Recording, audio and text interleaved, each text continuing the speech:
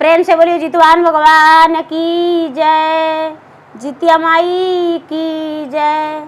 हर हर महादेव। देवों का देव महादेव जी के चरण में प्रणाम करती हूँ, मेरा प्रणाम स्वीकार हो। माता गौरी पार्वती के चरण में प्रणाम करती हूँ, मेरा प्रणाम स्वीकार हो। गणपति ललनमा के चरण में प्रणाम करती हूँ, मेरा प्रणाम स्वीकार हो। कथा सुनने वाले मैं सबको प्रणाम करती हूँ, मेरा प्रणाम स्वीकार हो। गुरु भाई बहना, मैं एक जितवाहन भगवान की कथा सुनाने जा रही हूँ। जितिया व्रत की कथा, जो हर माताएं अपने पुत्र की रक्षा के लिए, पुत्र की लंबे आयु के लिए, पुत्र की स्वास्थ्य की रक्षा के लिए ये व्रत को करती है, मैं उसी व्रत का कथा सुनाने जा रही हूँ। जय जितवाहन बाबा, जय जितिया माई।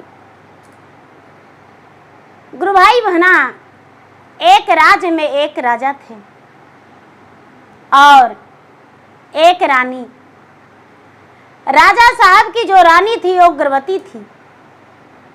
राजा साहब रानी को गर्भवती जानकर बड़े खुश थे। एक दिन बीतता था तो राजा को लगता था कि चलो एक दिन बीत गया। धीरे धीरे 9वां महीना बीता। रानी बहुत सुंदर स्वभाव की थी, बहुत सुशील थी। राजा रानी से अपने बहुत प्यार करते थे। धीरे धीरे 9वां महीना बीता। 9वां महीना के बाद रानी का औद्र से एक कन्या जन्म लिया। रानी का औद्र से एक कन्या जन्म लिया और कन्या को जन्म लेते ही रानी का देहांत हो गया। राजा बड़े सगमा में पड़ गए और राजा अपने रानी का बांह धर के बहुत रोने लगे। अपने पुत्री का गोद में ले लिए, लेकिन रानी का चेहरा देखकर रोने लगे। गांव वाला आए, राजा को संभाले और रानी को ले जाकर अग्नि संस्कार करवाए। राजा साहब उस बच्ची का छठी बरी होता है, छठी में सब परिवार को निमंत्रण दिए, बुलवाए, लड़की का नामकरण करवाए।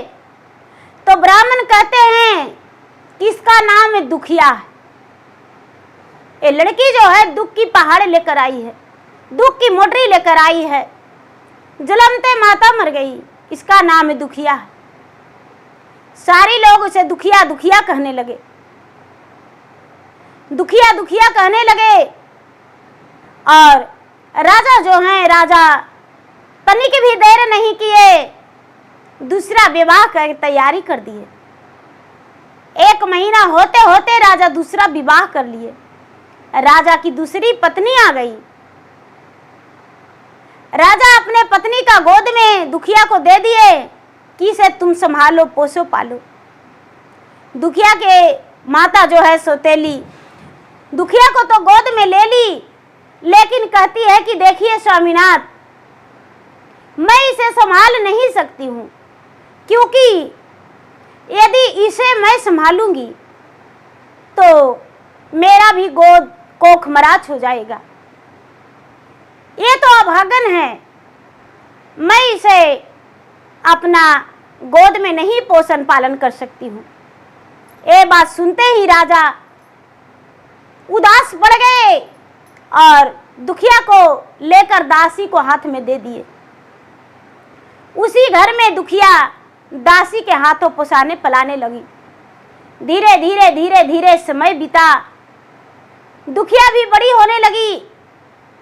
दुखिया का 4-6 महीना हुआ तो जो राजा की दूसरी पत्नी थी वो गर्भवती रह गई। गर्भवती रह गई तो राजा से बोली। राजा बड़े खुश थे। राजा जब सुने कि मेरा पत्नी गर्भवती है तो वो अपने राजमहल का बहुत सजवाए, लाइट बत्ती लगवाए, बाजे गाजे लगवाए, धूमधाम से पूरा रानी का गोद भराई किए। धीरे धीरे समय बीता। 9वां महीना हुआ तो राजा की दूसरी रानी का औद्र से एक कन्या जन्म लिया।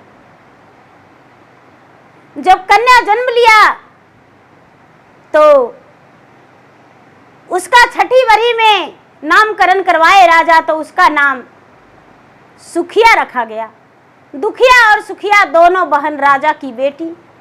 एक ही राजा की बेटी, एक ही महल में रहने वाली। दोनों का पोषण पालन होने लगा। धीरे धीरे दोनों बड़ी होने लगी। धीरे धीरे दोनों बड़ी होने लगी और दोनों बड़ा हो गई। जो दुखिया है वो गाय गोरू चराने जाती है और सुखिया है वो घर में रहती है।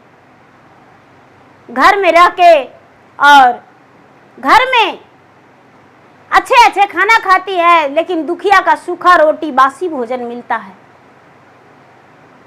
सौतेली जो माँ है वो सूखी रूखी उसे भोजन देती है और अपने पुत्र को, बेटी को एकदम सुंदर सुंदर भोजन खिलाती है।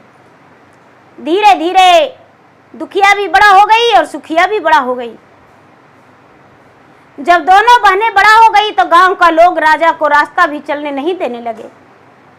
राजा साहब, आपका बेटी दुखिया बहुत बड़ा हो गई, शादी का योग हो गई। राजा साहब भी लोगों का बात सुनकर सर झुका लेने लगे। रास्ता चलना भी मुश्किल हो गया था राजा का। राजा आप सोचते हैं कि विवाह का योग तो सच में हो गई है, ब्याह तो करना पड़ेगा, पिता का धर्म निभाना पड़ेगा। राजा साहब उसका ब्याह का तैयारी करने लगे। रानी से बोले। रानी कहती है कि हाँ, उसका ब्याह कर दीजिए।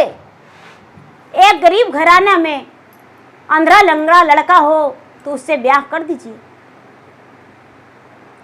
राजा साहब ब्याह करने के लिए नाई और ब्राह्मण को रिश्ता ढूंढने के लिए बुलवाए। नौआ और ब्राह्मण राजा के घर में आए। कहते हैं कि भाग जागता है, तो नाई और ब्राह्मण दोनों घर आते हैं, क्योंकि जब मंडप गड़ाता है तभी नौआ का और ब्राह्मण का खोज होता है। नौआ और ब्राह्मण दोनों आए। दोनों राजा के बेटी के लिए रिश्ता जब ढूंढने जाने लगे, दुखिया के लिए, तो रानी कहती है कि राजा साहब, मेरे सुखिया भी बड़ी हो गई है, दोनों का विवाह एक के दिन होगा।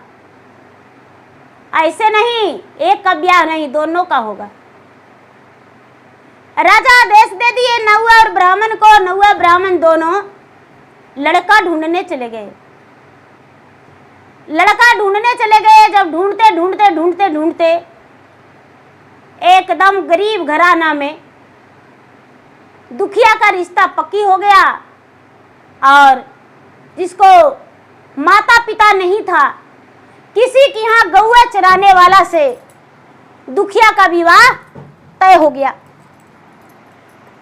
किसी के यहाँ एक लड़का जो गौआ चराता था उससे ब्याह तय कर दिया गया, और सुखिया जो थी, सुखिया का ब्याह राजघराने में तय हुआ।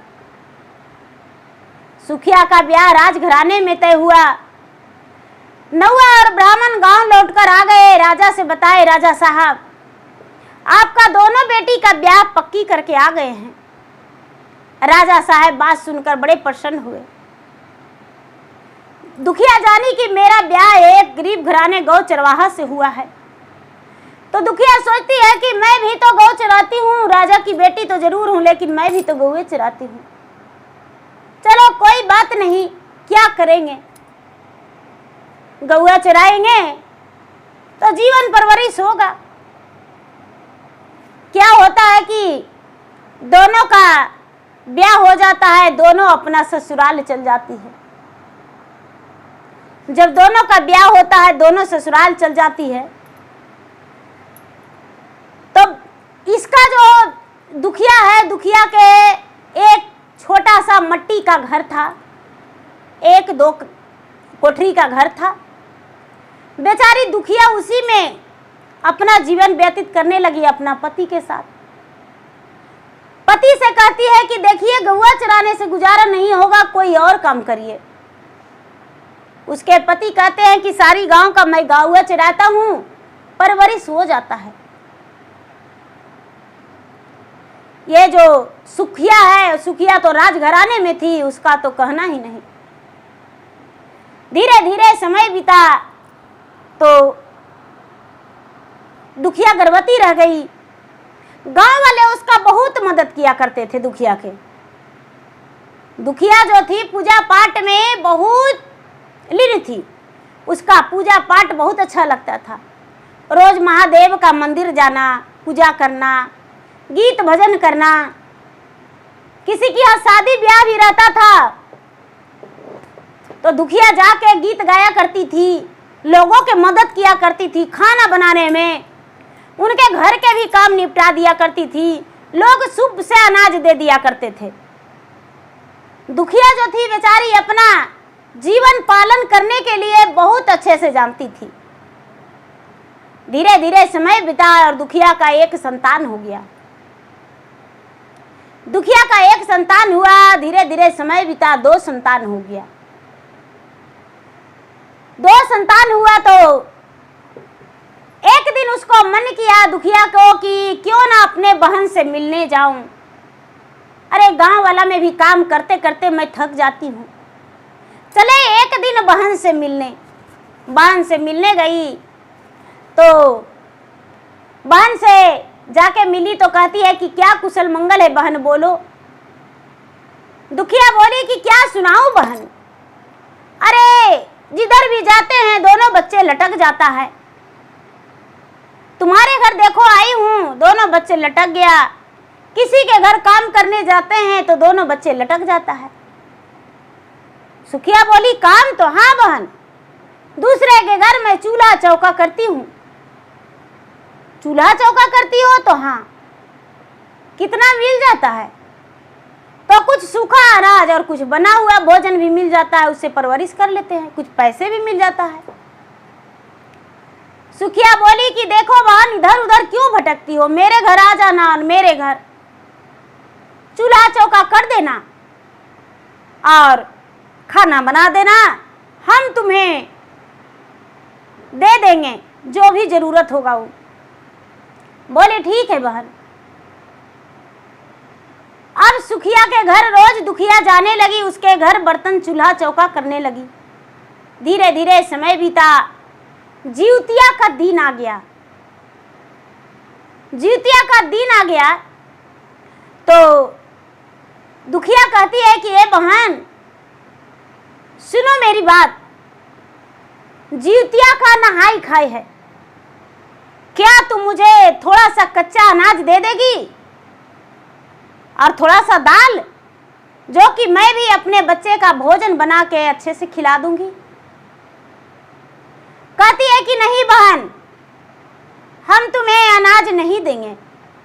कहती है कि नहीं देगी तो नहीं। कहती है चलो कोई बात नहीं। क्या करती है कि चावल फटकती है, जो खुद ही निकलता है वो खुद ही दुखिया रख लेती है, तथा दाल भी फटकती है तो दाल में से भी खुद ही निकलता है तो खुद ही रख लेती है और अपना कुछ में बांध के और झोला में रख लेती है। साग जो बनाती है तो साग में अच्छा अच्छा साग बना देती है और जो डंडा होता है मोटा मोटा जो हो जाता है, जो फेंक देते हैं, वो रख लेती है। और उसके घर काम करके सुबह सुबह का समय था, भोजन बना के बहन के घर से आ जाती है। शाम में बड़े प्रेम से वही खुदी का चावल और खुदी दाल बनाती है और डंडल का साग बनाती है। साग बना के बड़े प्रेम से रखती है। शाम का समय एक बूढ़ी माता दरवाजा खटखटाते हैं। दरवाजा जब खटखटाते हैं तो दुखिया कहती है कि माता कौन? अंदर से बाहर से बूढ़ी माता बोले कि बेटी दरवाजा खोलो, मैं एक बूढ़ी माता हूँ। जाके दुखिया दरवाजा खोली। कहते हैं माता की बेटी अंधेरिया रात है, दिखाई नहीं देता है, क्या मुझे रात में रहने देगी? दुखिया बोली कि क्यों नहीं माता, चलिए मेरे घर चलिए। जब आए तो कहते हैं कि बेटी खाने में क्या बनाई हो? दुखिया बोली माता मैं तो खुदी चावल का भात बनाई हूँ और खुदी का दाल बनाई हूँ और डंडल का साग, साग का डंटे का साग, क्या आप खाएंगे? माता कहते हैं कि भला भिखारिन तो कुछ भी खा लेती है रूखी सूखी, क्यों नहीं खाऊंगी? मैं तुम्हारे घर अवश्य ही खा के जाऊंगी। जो दुखिया है वो दुखिया बड़े प्रेम से माता को खिला देती है और माता को जिस बिस्तर पे अपने सोती थी उस पर सुला दी और अपने टूटी चटाई पर सो गई। जब आधी रात हुआ माता को पैर दबा दी और आधी रात हुआ तो माता कहते हैं कि बेटी मुझे बहुत कस के स्वच्छ लगा है। दुखिया बोली माता जी कोई बात नहीं, इतना बड़ा मेरा आंगन है, कोई बात नहीं, एक कोना में कर लीजिए। नहीं बेटी तुम्हारे घर मैं कैसे? नहीं माता जी आप कर लीजिए, मैं सवेरे फेंक दूंगी। अरे बेटी कल तो जिउतिया व्रत करेगी, कल वही गंदगी साफ करेगी, क्या होगा माता जी? मुझे तो लगता है कि मेरे घर में आप पूरे उम्र भर रह जाते तो मैं आपकी सेवा करती। एक दिन क्या, आप मेरे घर पूरा उम्र भर रह जाइए, क्या दिक्कत है? मैं आपकी बेटी नहीं हूं। माता बोली कि बेटी तुम्हारा बोली कितना मीठी है, कोयल की तरह, कितनी अच्छी बोलती हो। इतना कह के और बूढ़ी माता जो हैं, बूढ़ी माता उसके घर में स्वच्छ कर लेते हैं। उसके बाद पानी छू के और कहते हैं कि बेटी मैं हाथ कहाँ पोंछूं? दुखिया बोली मेरा बाल बहुत बड़ा बड़ा है माता, मेरे बाल में पोंछ लीजिए। माता बाल में हाथ पोंछ लिए। सवेरा हुआ तो दुखिया देखती है कि अरे माता तो है ही नहीं। आंगन में जाके देखती है, एक कुदाल ले जाकर कि फेंक देंगे तो सोना था, पूरा सोना था। ले जाके दुखिया अपने घर में छिपा के उसे रख दी और शाम के समय में सब सखी के साथ नदी में स्नान करने गई दुखिया। तो जब दुखिया स्नान करने गई तो बाल में साबुन शैम्पू लगाती है और बाल धोती है तो खाली उसका बाल से सोना झर रहा है। सभी लोग कहते हैं कि अरे तुम्हारा बाल से खाली सोना गिर रहा है। दुखिया सोचती है अरे, घर आके और दुखिया चलाई घर और आकर अपना घर में बाल धोई तो पूरा सोना बिखर गया। कंघी से झाड़ती है तो सोना बिखर जाता है। दुखिया अपने पति को दी, जमा करके रखने लगी। सवेरा हुआ व्रत खोली, जमा करके रखने लगी। धीरे धीरे समय बीता, दुखिया का समय बदल गया। रोज दिन वो बाल धोती और उसके बाल से सोना निकलता। रोज जमा करके रखती थी। उसके पति बेच कर लाते थे और पैसा जमा करते थे। धीरे धीरे धीरे धीरे अपना घर बना लिया। उसके पति बिजनेस कर लिए। अब दुखिया के घर में कोई कमी नहीं। दुखिया दूसरे के घर मेहनत मजदूरी करना छोड़ दी, दाई के काम करना छोड़ दी। कुछ के दिन के बाद उसके बहन सुखिया आई तो दुखिया से कहती है कि बहन अब तुम मेरे घर काम करने नहीं जाती हो, क्या बात हुआ और इतना धन तुम्हारे पास कैसे आ गया? कहती है कि क्या बताऊं बहन, इस धन के बारे में जब पूछती हो तो लो सुनो।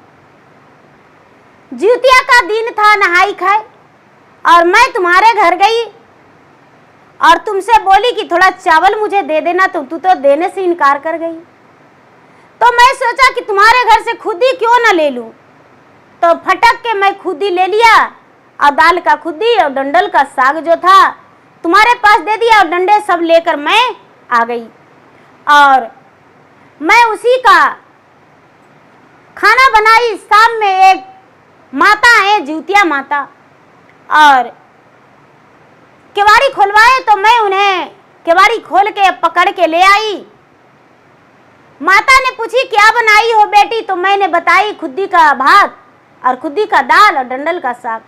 माता खाए और सोए। और फिर आधी रात में माता स्वच्छ किए तो माता बोले हाथ कहाँ पोंछूं, तो मैं बोली कि बाल में पोंछ दीजिए। और इतना ही। फिर सवेरा माता कहाँ चले गए तो कोई पता नहीं। कहते हैं कि अच्छा, जिउतिया तो बहुत जल्द आने वाला है, हम भी वैसा ही करेंगे। दुखनी तो दुख से मारी हुई थी और उसका भक्ति था, तो भगवान का ध्यान था, लेकिन सुखनी तो कभी भगवान के नाम से एक लोटा जले नहीं दी थी। सुखनी भी जिउतिया के दिन जितिया रखी और खुदी के चावल, खुदी के दाल और डंडे की साग बनाई। जिउतिया माता शाम के समय में आए और दरवाजा ढकढकाए। खोली, कौन हो कौन हो? जिउतिया माता कहते हैं हम बूढ़ी माता हैं। सुखिया जाके दरवाजा खोल दी। माता घर में आ गए। क्या बनाई हो? कहती है कि ए बूढ़ी माता क्या खाएगी? खुद्दी का चावल और खुद्दी का दाल और डंडल के साग। क्या खाएगी? तो क्यों नहीं खाएंगे बेटी, तुम खाएगी तो मैं भी खा लूंगी। कहती है कि मैं अपने लिए तो 5 प्रकार 36 अवरण बनाई हूँ, तुम्हारे लिए मैं ये बनाकर रखी हूँ। माता खा लिए।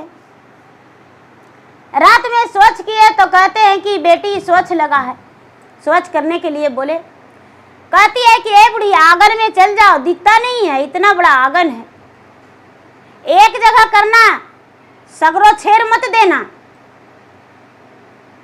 कहती है कि माता कहते हैं ठीक है बेटी, एक ही जगह करेंगे, चिंता मत करो। जाके माता पूरी आंगन में स्वच्छ कर देते हैं। उसके बाद धो धा के आते हैं। कहते हैं कहाँ पोंछूं मैं हाथ बेटी? कहते हैं बुढ़िया इतना बड़ा बड़ा मेरा बाल है, दिखता नहीं है, मेरा बाल में पोंछ लो।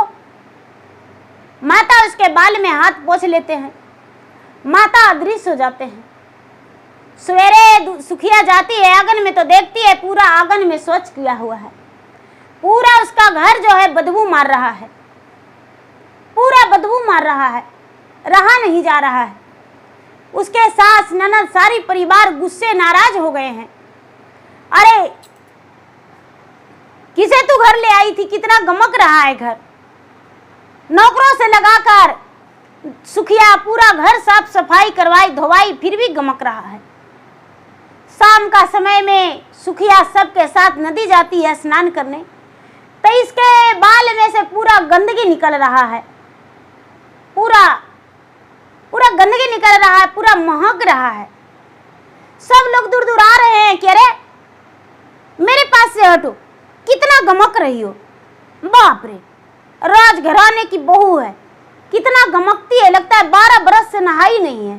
छी छी छी, पूरा पानी गंदगी कर दी। अब सुखिया कितनों डुबी मार मार के नहा रही है, कितनों बाल में साबुन शैम्पू लगा रही है, लेकिन उसका बाल साफ होने का नाम ही नहीं ले रहा। बाल से गंदे गिर रहा है। नहाते नहाते शाम हो गया, लेकिन उसका बाल से गंदगी झरा नहीं। घर आई, घर में भी नहाई तो घर में भी उतने गंदगी गिर रहा है। क्या करे, लास्ट में बाल समेट ली।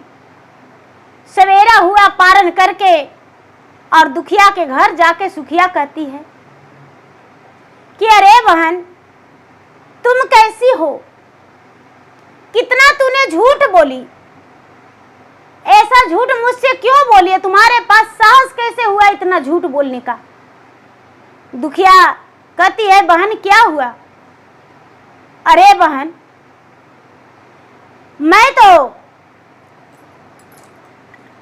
वैसा ही किया, जैसे जैसे तू कही वैसी वैसी मैं किया। एक बुढ़िया आई तो मैं खाना बना के उसे खुदी चावल के भात और खुदी के दाल और फिर डंडल के साग उन्हें खिलाया। कहाँ सुलाई थी बहन? चटाई पे। तुम कहाँ सोई थी? सोफे पे।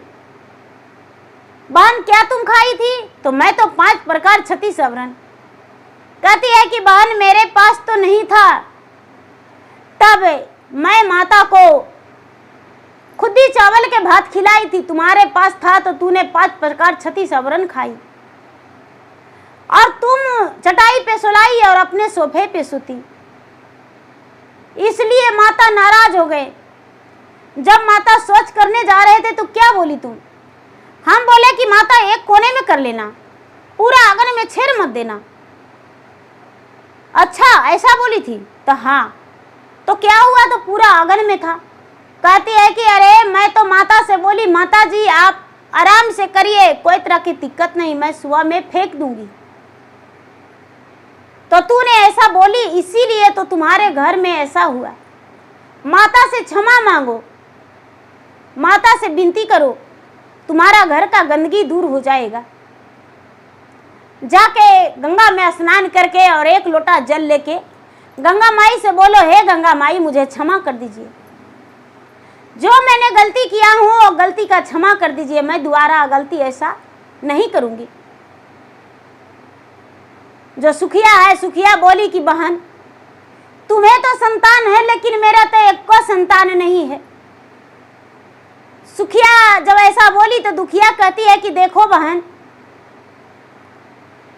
जो तुम्हारी माता है वो मुझे तो कभी जीवन में लगाई नहीं, आज तक हम मायका नहीं गए हैं,